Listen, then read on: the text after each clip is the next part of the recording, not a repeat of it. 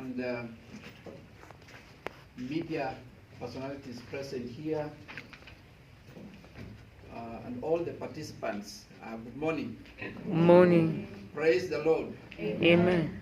My name has been said. I am Reverend Bifas Chemorion, currently serving as the Deputy Vice Chancellor in charge of Academic Affairs. I want to say I'm excited to be here and to hear of this very first forum to mark the Media Day here at Park University. When the time of reckoning comes, I will register this as my first event. I'll say it took place during my time. And so I'm very grateful to the organizers for this event. You know, as a theologian, I like to contextualize everything, to look at it from a biblical perspective. And I was just thinking in my mind, what is it? What's the place of communication? And I know that the scripture tells us they cannot hear unless someone tells them. How will they hear unless someone tells them? And so therein we have communication. Communication is very, very important in society, and especially in a multicultural society. And that's why it's important to have specialists or people trained in communication. Here at Park University, we are known as an institution that prepares professional media personnel. And the people who have graduated from here are also known. But we are operating in a context where the media industry or the media profession is the most affected by people who have invented it. There are many quacks currently who do not go for any training anywhere. All they have is a gadget. They have their phone, and even here, they have their phone. They can take information and want to convey it. Being unconscious of the fact that communication is supposed to be done professionally. And so as we mark this day, I want to emphasize the need to be professional so that we can be differentiated from the non-professionals. And there are three key things that I want to emphasize, which I have seen happening and also paints the media profession, professional communicators negatively, because everybody thinks that is how communicators are doing. One is that in this era of digital technology, everybody is positioned to capture the information. But sometimes there is a lot of lack of integrity and lack of honesty, lack of truthfulness. You find people cropping information. In the recent period, when we had the Gen Z uprising in Kenya, I was personally tormented. There was an evening where, whether I watched on television or TikTok, all these things come.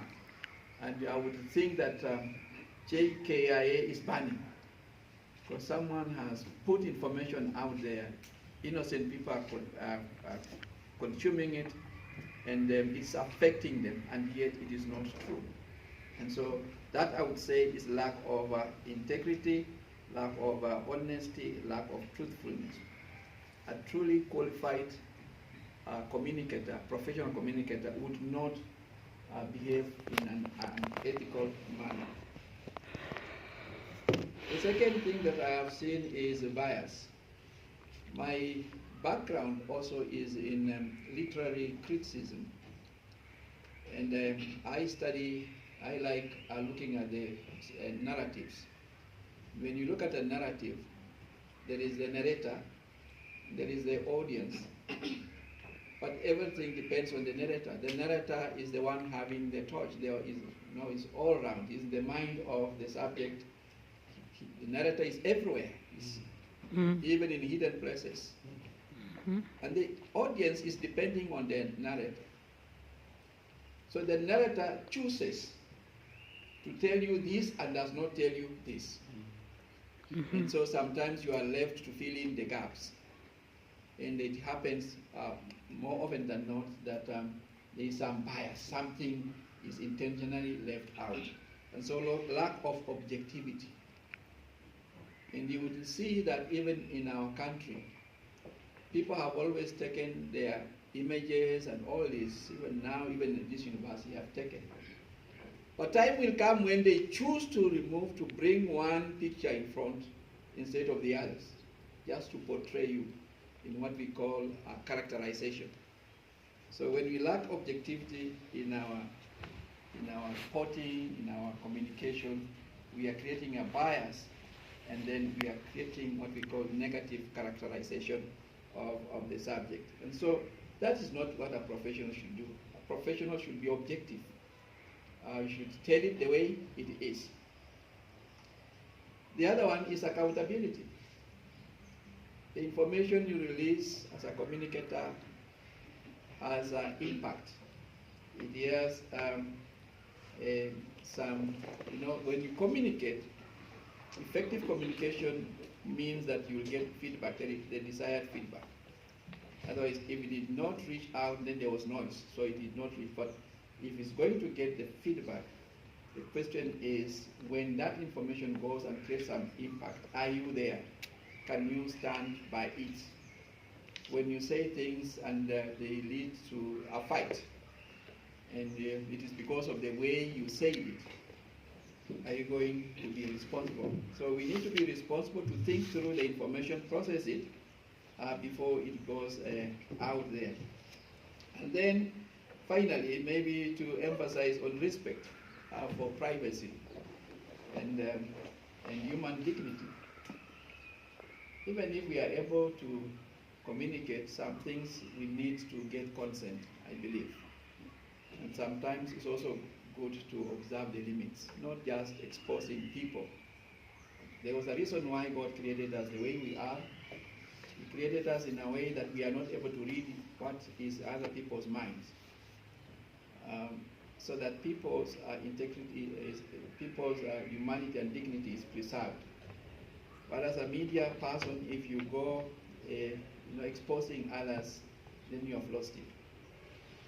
These are just some of the aspects that I would say would be important for professional communicators to consider. But there are many others. The list is long. I'm glad that we have invited our industry, and industry, really, we appreciate what you are doing.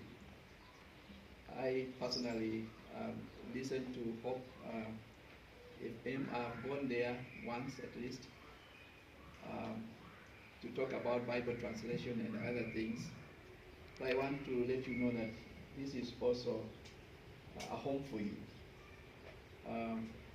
Actually, Hope can have an office here by the fact that we share the mother, we share a sitam, isn't it? Yeah. And so this is another place, and I believe we have good equipment here.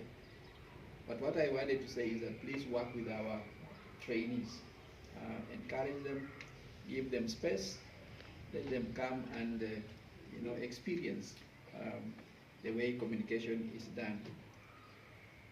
That also goes to the Ajira Digital. Please be mentors to our people. We appreciate your coming and your support.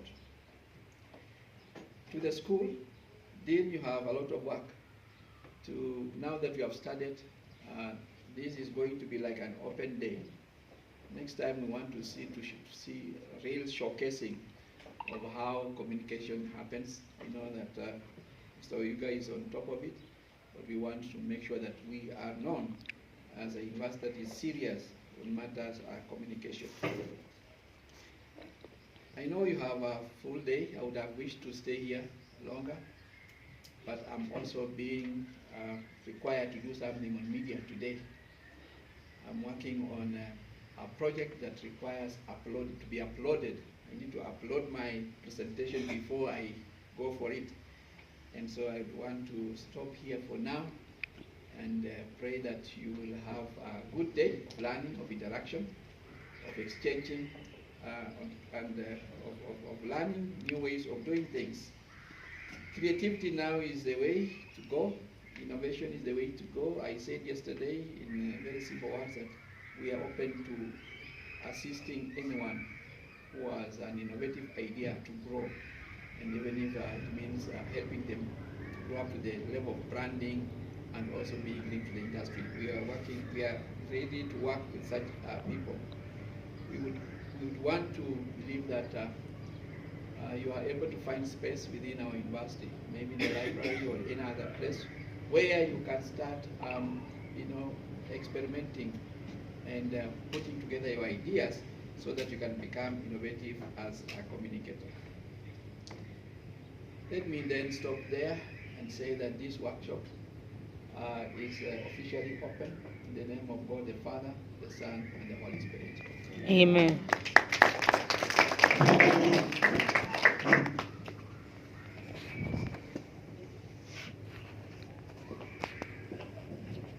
Thank you so much, Professor, for finding time.